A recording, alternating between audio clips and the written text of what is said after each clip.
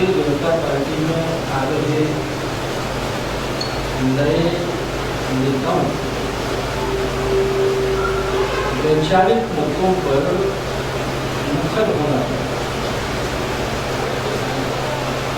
एवं उपचुनाव की बात करने से या विपरीत होने से काम नहीं करेगा, क्योंकि भारतीय जनता पार्टी का वो कार्यकर्ता जो विचारधारा के लिए अपने आप को समर्पित किए,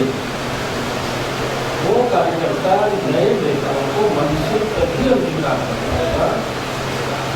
जब कांग्रेस से आए हुए नेता हिंदुत्व और सांस्कृतिक राष्ट्रवाद के मुद्दों पर मुखरता से बोलना शुरू कर। और मैं सोचता हूँ कि कांग्रेस में रहते हुए जाने अनजाने कुछ वैचारिक पाप हुए होंगे, उन पापों का प्रक्षालन भी इसी से हो सके। वो शहीदों के रक्त से उपजी हुई इस महान उपलब्धि में सलाह देने का काम कर रहे हैं। ऐसा लग रहा है जैसे राम जी के वनवास की कारक मंथरा,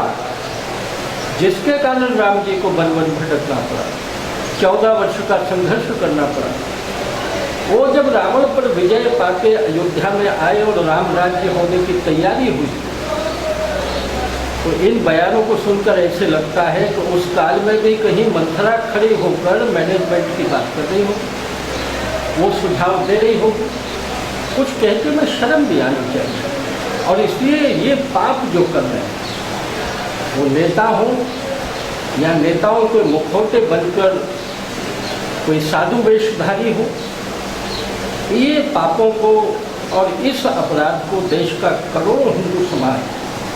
बर्दाश्त नहीं कर सकता है। और इन पापों का बोझ बची खुची कांग्रेस को ले डूबेगा। कांग्रेस से भारतीय जनता पार्टी में आ रहे नए नेताओं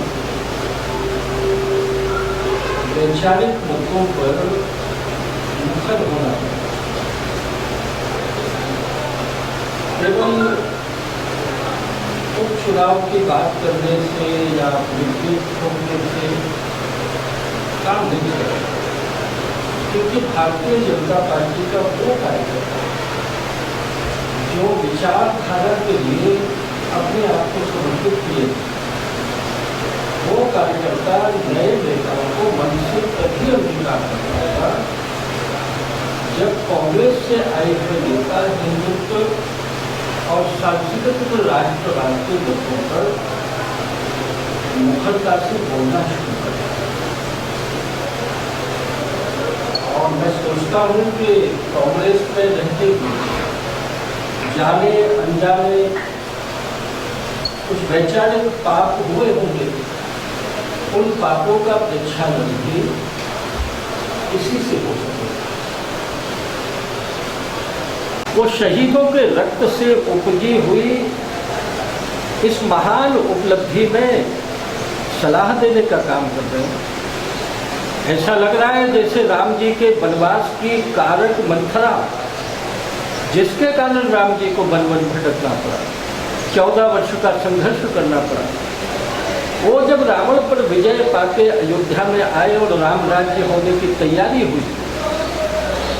तो इन बयानों को सुनकर ऐसे लगता है कि उस काल में भी कहीं मंथरा खड़ी होकर मैनेजमेंट की बात कर रही होगी,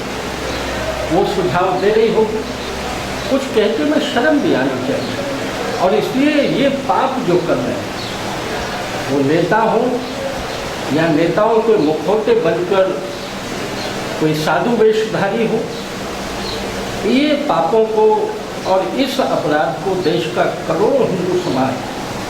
बर्दाश्त नहीं कर सकता है। और इन पापों का बोझ बची खुची कांग्रेस को ले डूबेगा।